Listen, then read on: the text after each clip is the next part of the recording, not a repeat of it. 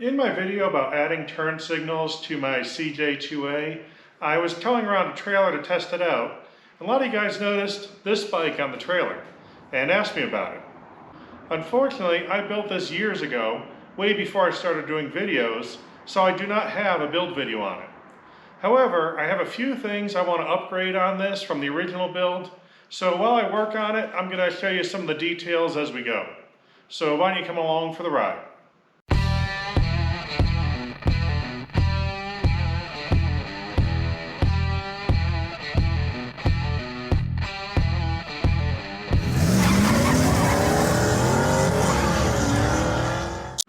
Welcome back. While you're watching that intro, I got a little bit of a head start on our maintenance here. So let me show you where we're at. Now what I started with was a Honda CM200T, the Twinstar. And when I say I started with a Honda, what I really mean is I started with a pile of Honda.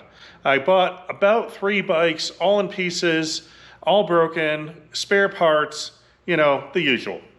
So first thing I did was piece together a motor into a chassis that had a title and ran. And then I started making it better.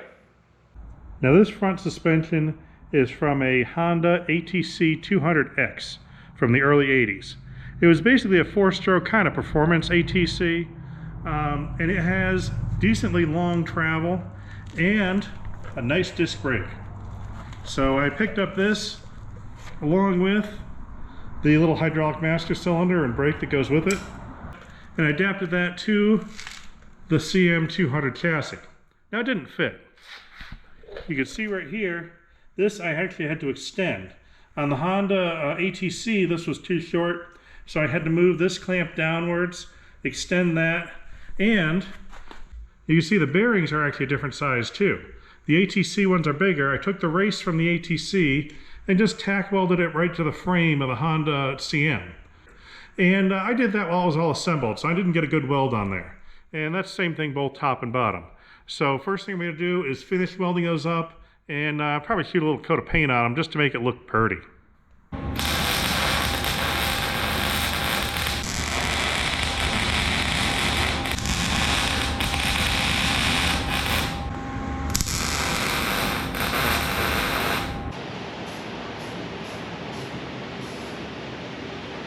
That ran nice. There, like new now. Now you definitely want to clean all the old grease out of these races before you weld them. So I waited until after I welded and painted them, and now I'm cleaning them out.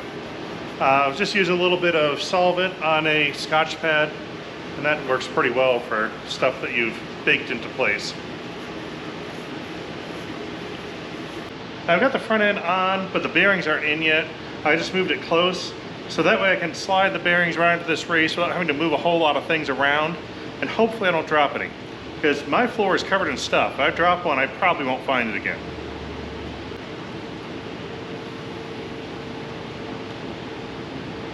Whole front end's back together, works nice and smooth.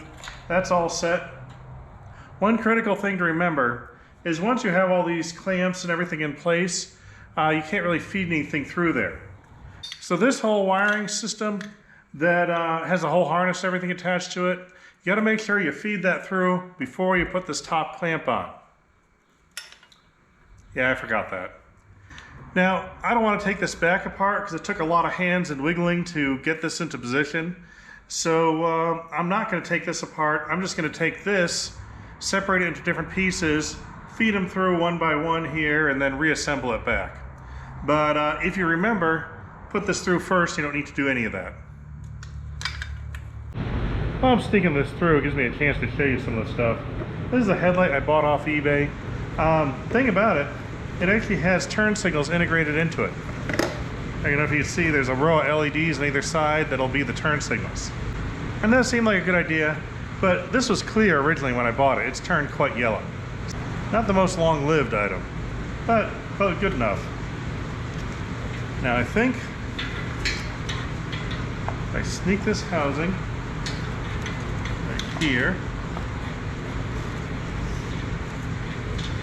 and sneak this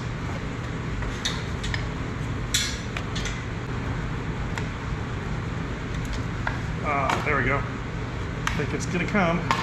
There it is. All right, now I just gotta get this piece through. There we go.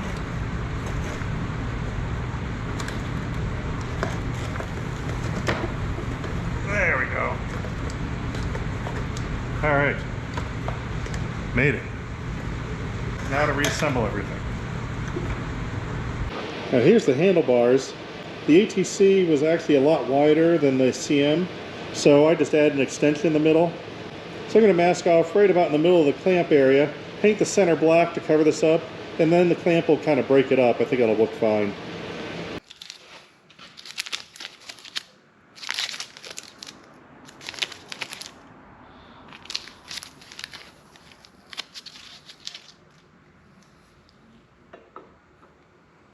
I think that'll be okay. I think that actually looks halfway decent. The extra width of this clamp from the ATC basically makes nothing fit. So pretty much everything needs some kind of extension or bracket or something. But luckily I got a lot of metal lying around. So I got a couple little brackets. I had these on before, but I just painted them black so they all matched. They were rust colored before.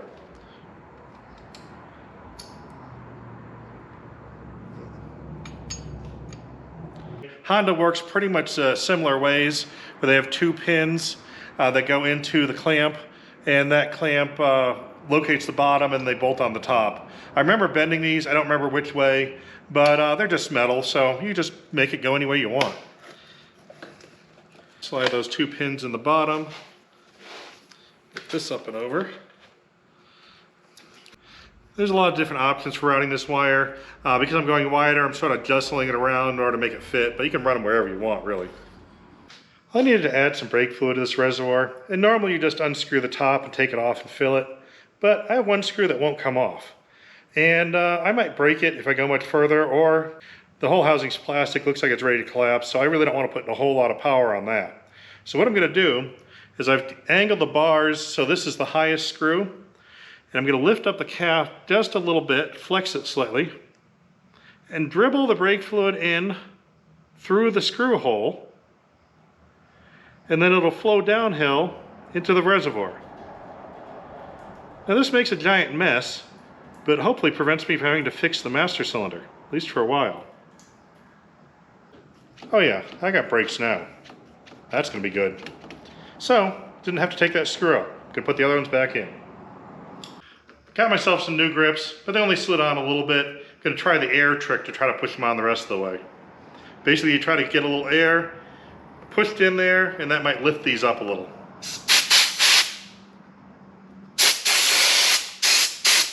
You can see it inflate just slightly.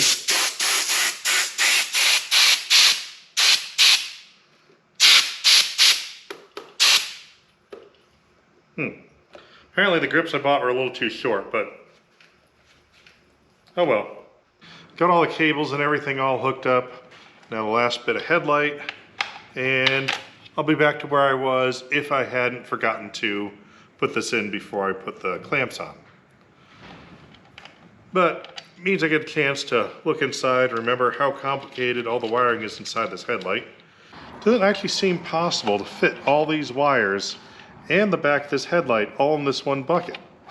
If I hadn't seen it come out of there, I may not believe it actually worked. Maybe you would distribute them evenly all around the sides. How much wire is there here? All right, everything shoved in there.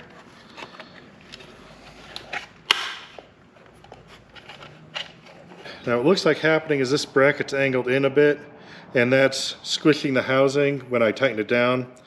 So we're just gonna fix that.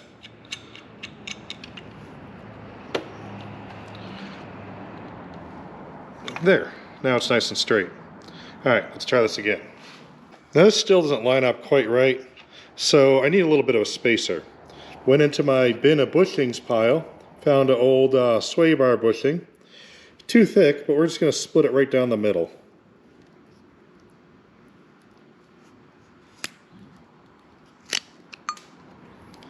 There we go. That's exactly what I need. All right, now the housing isn't distorted, so let's see if this goes any better.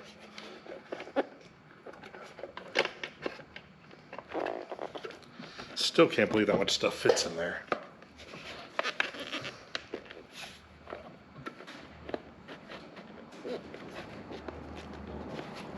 Oh yeah, I think now we're somewhere. Okay, there, done. One of my key things in this project is keeping it street legal. And I needed an ATV tire that was DOT approved. It was easy on the rear. For some reason that size is pretty common. The front I had a heck of a time finding anything DOT approved. I ended up, in order to get the diameter I wanted, I ended up with this one, which is a weird tread pattern. Not sure why they even made this tread pattern. Doesn't look very ATV-like, but at least it's wide and can handle going in the sand. And also, it did not fit the original rim for this ATC. And this uses a real, you can see it in there, it used a huge diameter bolt pattern. This rim is actually a tractor rim. You can see the square holes where the implement weights are added. I drilled in new holes, welded in washers for reinforcements, and cut out the center. Not the prettiest thing, but it's been working really effectively. Another thing you need to do is get the shocks moved outwards. Here is the factory mount inside there. I used a piece of tubing to extend it over to a nut there, which is where the shock actually mounts. And then I wanted the rear grab rack. Now here's the rear grab bar. Normally that forked end slipped underneath the shock. I took it, bent it 90 degrees, and put it on this extra bolt. So now that fits right there. I'm going to tidy up the bracing on these rear shock extensions. I'm just going to put a flat plate over top and go all the way to the frame.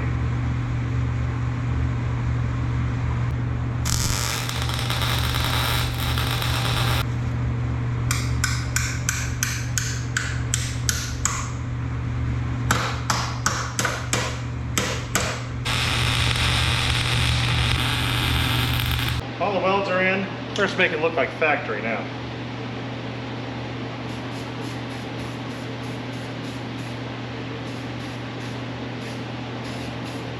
Always a good sign when the paint bubbles and boils in the hot welds. One of the biggest problems I had with this bike is this rear swing arm. I extended the swing arm by cutting it off, adding a piece of angle, and taking the arms I'd cut off and widening them up. Now the problem is this angle flexes. I didn't think that would be a problem originally because this is a rear shock mounted type setup. We don't have the shock up front here. All the load is right where the wheel is. So I didn't think this area would experience any loading. Even when you go around a corner, you tilt the bike and angle it, so I figured it would just straight up and down and it wouldn't really matter if this is flexible. That is not true. I found that this does wobble a bit and it gives you kind of a flimsy feeling in the rear. It feels like the rear tire is sort of washing around all over the place and wobbling.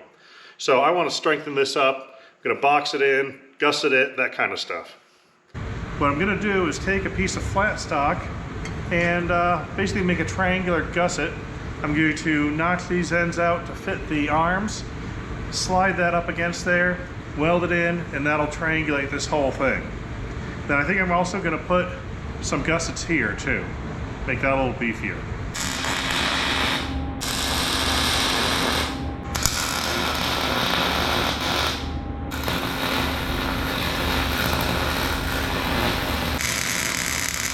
Got the swing arm done, got it all boxed in here, gusseted, coat of paint to cover up the bad welds, and we're ready to install this thing.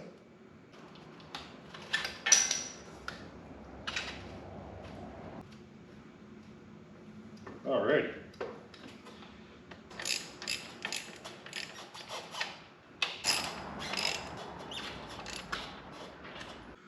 Now I didn't want to make an entire rear hub assembly that worked with this. So what we have here, this is the original brake and wheel from the CM200. All those are the holes where the spokes used to go. Now, originally this unit bolted to a sprocket. I moved those bolts and had those bolt to this wheel. Now since the wheel was steel, I added an extension hub that I could just weld on, and that goes to the sprocket, and I moved the bearing out here. So what we basically have is a two-piece setup where you have the sprocket and the rim and that extension steel piece as a drive unit. And then this is basically just a support bearing and brakes and bolted on. So this all can come apart if needed. And I can use the factory stuff, factory brake shoes, all that inside here. Because I didn't have a whole lot of room to deal with, I went with small bolts, which is all I could fit, but I went with a lot more of them. It's got 8 bolts on it now. Originally, I used these hardware store Swiss cheese material ungraded fasteners. And this worked for years. I just swapped them out for some of these the socket head cap screws, and these are a nice graded heavy duty bolt. So seeing how it worked before with the weaker ones, with a not stronger bolt, this should be fine. Now this rear fender, actually you can see the seam down here. It's actually a trailer fender, just generic steel trailer fender. I cut it slightly wider than in half and spun the other piece around and welded them together. So that way I made an extra wide fender and just popped in the holes for the factory taillight. Then a couple of tabs on the end, just flat bar steel, welded, twisted, drilled, you know, the usual stuff. And the same up top here, just some tabs welded on. Suppose I could clean it off. There we go. Maybe I'll wash it someday. But you can still see a little bit of evidence of the weld, but it's covered up pretty well. And that goes under the seat anyway.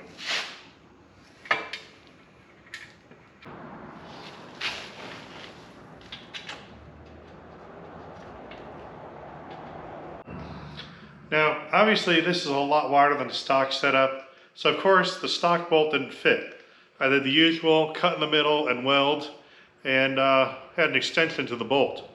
Now, one thing you need to know about that is your bearings are actually riding out here.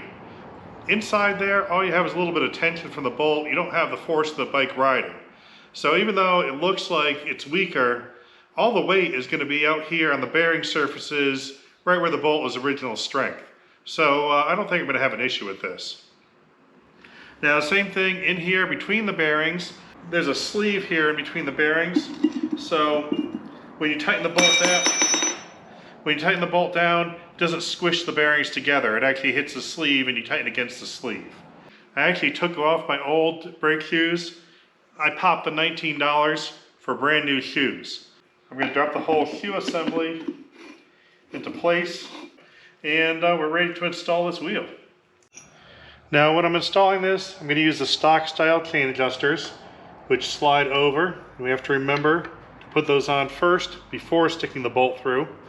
There's various spacers. Obviously this is not a stock application, so I just sort of made them up as I went along. Now the other thing on the brake here, we've got this rod actually pulls the brake lever, so I got to install that. There also is another rod that connects between the frame and this bolt here to keep those shoes from spinning around on this whole plate. So that locates the plate, this one actuates the brake. I'm about ready to put the chain on, but I want to show you something really interesting and critical aspect. Now, in order to get the wider tire on here, there's been a number of ways of doing it. Yamaha with the big wheel did a chain from the motor to a shaft on the swing arm, then over to another sprocket, and then to the rear sprocket. What I did here is I actually have the old sprocket. Now that inner sprocket is a stock one like this that has the splines on it, and that acts basically like a slip yoke on an output shaft. I used that as an inner spline and welded it on to an extension shaft. Then I made braces going to the frame and the motor case for an outboard mounted bearing, and then another sprocket. So basically what happens, that spline shaft drives the sprocket through that shaft, and then there's an outboard bearing here that takes all the load of the chain, and that runs through a keyed regular number 50 sprocket, and that's what actually drives the bike. So I actually end up moving the output chain from the motor outboard, and that goes directly to the wheel. So you only need the one chain, you don't need to worry about tightening two of them. So that system's worked out really well, I'm happy with it. I'm going to go ahead and grease this bearing up and attach the chain and cover it up. And this is a piece, I just ran it off a 3D printer. It's quite dirty at this point, but that's fine. And a couple of bolts there. There, and that keeps your foot that's right here on the peg away from that sprocket. I went to drain this tank because the gas smelled kind of rancid, and nothing comes out of it, no matter where you put the valve. So now where the valve comes out. Oh yeah, it smells pretty bad. Oh, hey, that's plugged up nicely. There's absolutely nothing getting through that. We'll just let that drain out there for a while. My old battery was so bad it wouldn't take a charge at all. So I had to buy a new one. And normally that's not very interesting, but these are kind of neat. In case you've never worked with one of these before, let me show you how it works. This is a dry battery. It's a lead acid battery, but it comes without the acid. At least not the acid in it. They give you a separate container. And this is your battery acid, and you got to fill up your battery in order to charge it, in order to use it. So that's kind of neat. The good thing about that means they can store for a long time and they don't go bad because the acid isn't exposed to lead at all. You can keep them for a long time that way. Basically what we do is we take off the caps. There's a line for upper level and lower level, and you basically fill it up until you hit the upper level. Now there's air bubbles, so you let it sit for a while. You sometimes need to top it off, fill it to where it's supposed to be, and then put it on the charger. Take your bottle of acid, snip off a little bit here, just enough to let it out. I picked the dullest pair of scissors in the world. And we put on a little pour spout. You can see the level going up there. Now of course they put a label on it right where you need to see. So you can't see it till it gets almost to the lower level there. There it is. And there's somewhere near the upper level. I'm sure there's a bunch of protective gear you're supposed to wear to do this. So just pretend I'm wearing that and then we'll be safe. I don't know if you can see there's lots of bubbles forming right there. There's going to be bubbles trapped in there. Let it set for a half hour or so. All those bubbles will rise up, then you can check the level again. While that battery's settling, I'm going to go back to work on the fuel tank. This is my valve that was completely clogged. Totally plugged. But luckily, I bought a bunch of bikes, so I had a spare valve. Now this one seems to be clear both ways. If you notice, this has a tube that sticks up. This one is actually was supposed to, it's missing it. But in case you haven't seen this is how the reserve system works on a bike. I don't know if you've noticed, you have a valve usually, and it has an off, and then an on, and then a reserve. What this does, off obviously shuts it off. When you turn it to on, you connect it to this tube. So basically it sucks fuel down to this level. When you turn it to reserve, there's a little port next to the tube. It lets the fuel go all the way down to the bottom. So that's how the reserve tank works. It's your regular tank. It just won't let you use all your fuel and on. You have to switch it to reserve so you know you're running out in order to use the rest of it. Also on the bottom here, there's a little bowl, and that collects sediment. You can see this one's full of crud. So I'm going to clean that out first before I install this. I'm going to go pop this in and hopefully it doesn't leak, because I haven't tried that. Looks like there's a bit of an issue with the spare fuel valve. I might be having to go get back to my original one because that doesn't quite seem right. At least not when it goes on the motor. This hand grip not fitting was really bugging me. So I'm going to trim off the end here and fix that because that's a priority.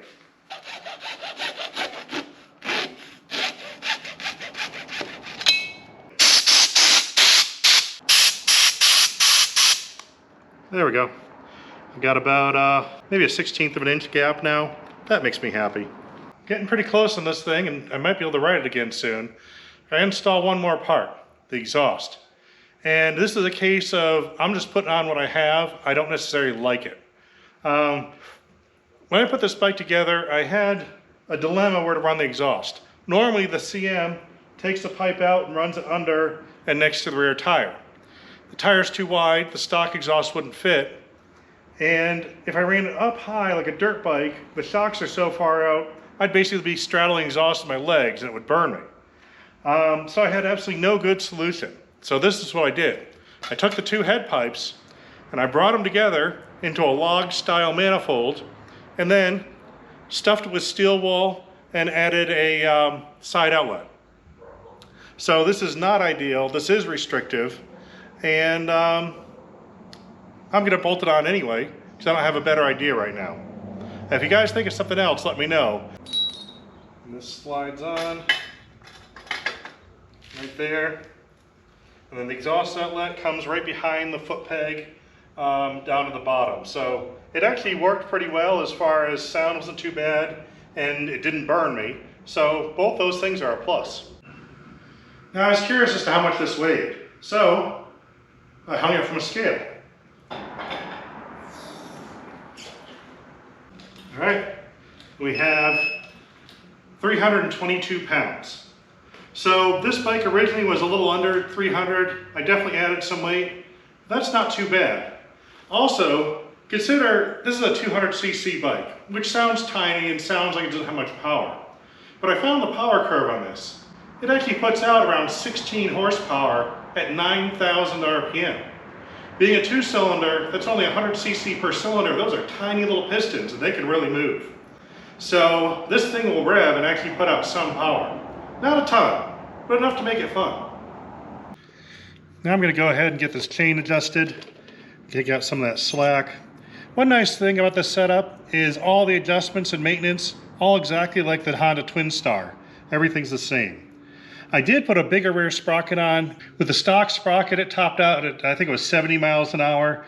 It should top around 40, 45 now. But this thing's intended for back roads and trails, so that'll be fine. And give me a nice low first gear.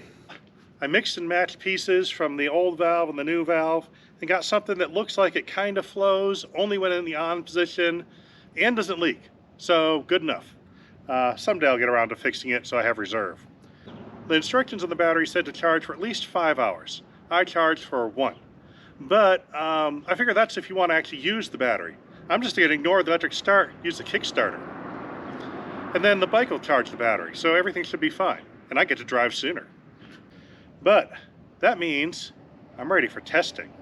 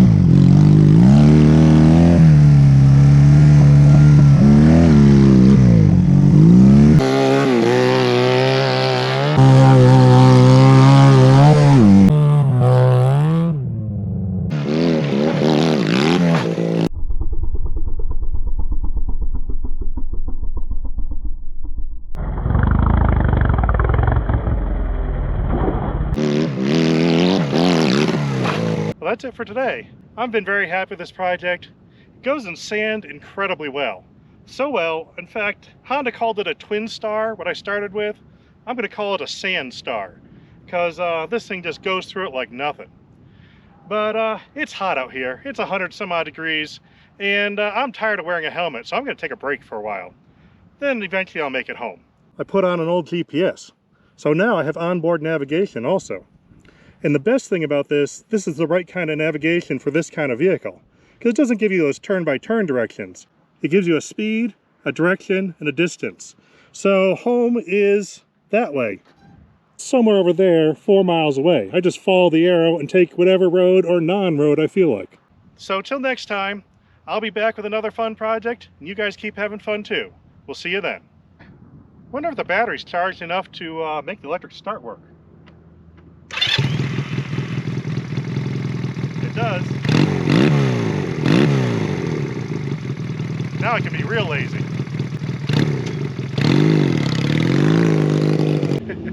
Google just went by. You'll see me on Street View doing this at some point.